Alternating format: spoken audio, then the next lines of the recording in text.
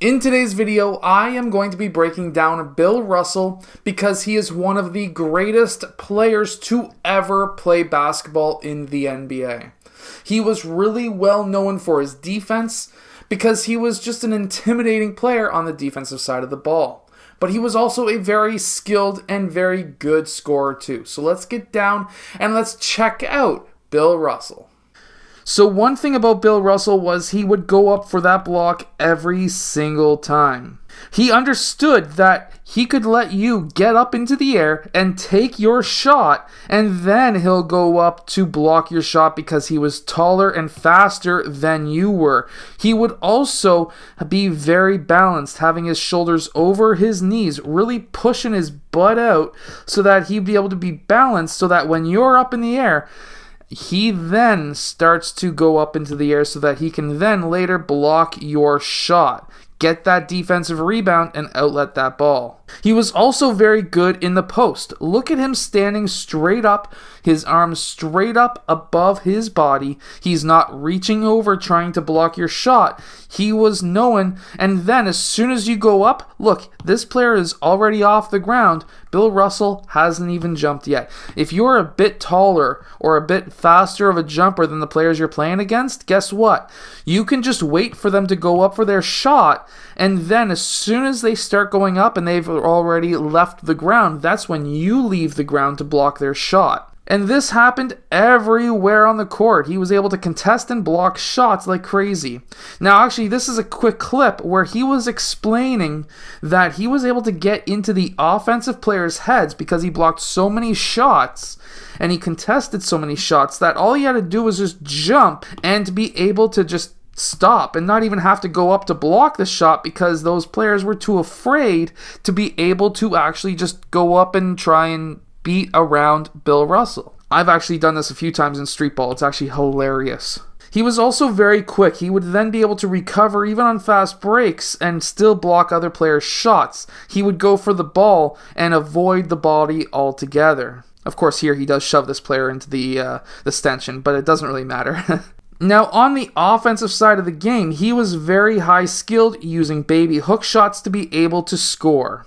Now, when we look at this, when he receives this pass, we can see that he lands on both feet at the exact same time. He's looking over his shoulder, looking at the defense, but also to see what his teammates are doing out on the perimeter, and of course players who are cutting towards the rim. See, the thing with Bill Russell was he was a very good scorer, but he would look for his teammates to pass as well. But if he had a lane where the defense moved out of the way, he would be able to then, of course, exploit that defense.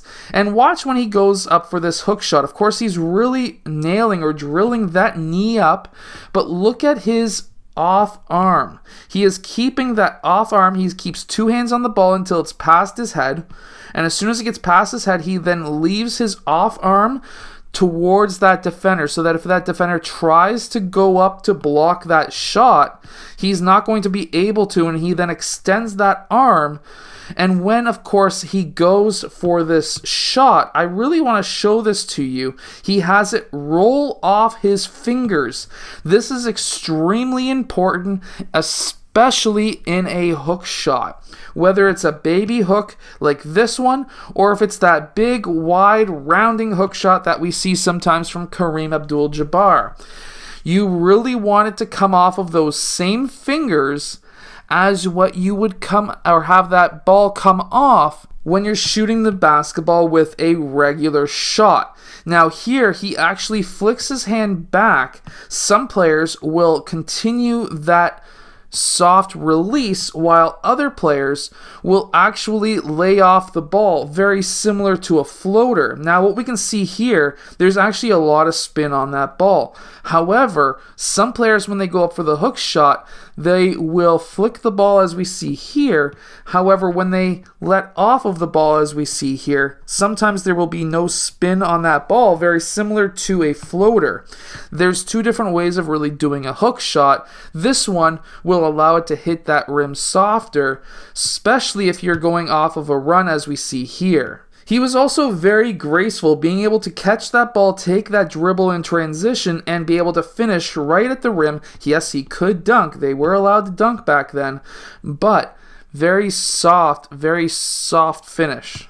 Remember, they could dunk back then. But here he is dribbling with his left hand up the court, keeping his head up, and then being able to take 2 long steps, and of course finishing with the left hand very soft off that glass.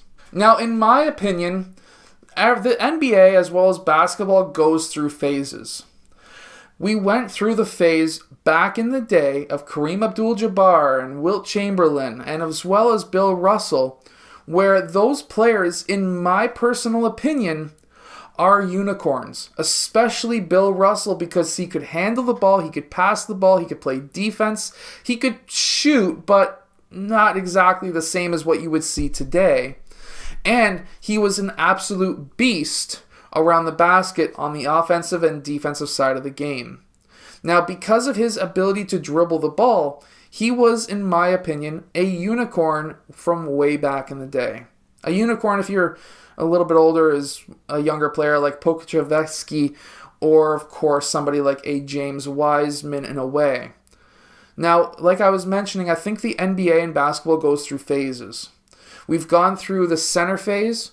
We then went from the center phases, what we see here, into more of a guard-style game, back into big men, when we've seen, of course, the likes of these big Magic Johnson. Yes, he was a guard, but he was also a big man who could ball handle. And then from that into what we see with Michael Jordan, and then moved into Shaq. See how we go in phases back into the big men. However, when we went into Shaq, it was the big guy. It was the, I'm just going to kill you in the low post. And then we switched over to a small forward game once again. It seems to go big, small every 10-ish years. And then we went from LeBron James to Steph Curry, and Steph Curry's still doing his thing. But now Giannis is starting to take back over, and we're going to start seeing a slow transition into players like James Thing, and it's going to go back into a big man's game. We're going to be seeing these transitions. You're going to see it as well. If you're a younger player, definitely look into the transitions and see what could be next and how you could maybe perform 10 to 15 years from now, when it may or may not be a positive thing to be shorter or a positive thing to be taller. Remember, just only 2 or 3 years ago, they were saying that the center position was dead, and now it's back alive with players like Giannis, James Wiseman, and all of the other centers like Jokic. So keep that in mind. I hope that you've enjoyed today's video. If you have, hit that like button and subscribe, and I'll see you guys again next time.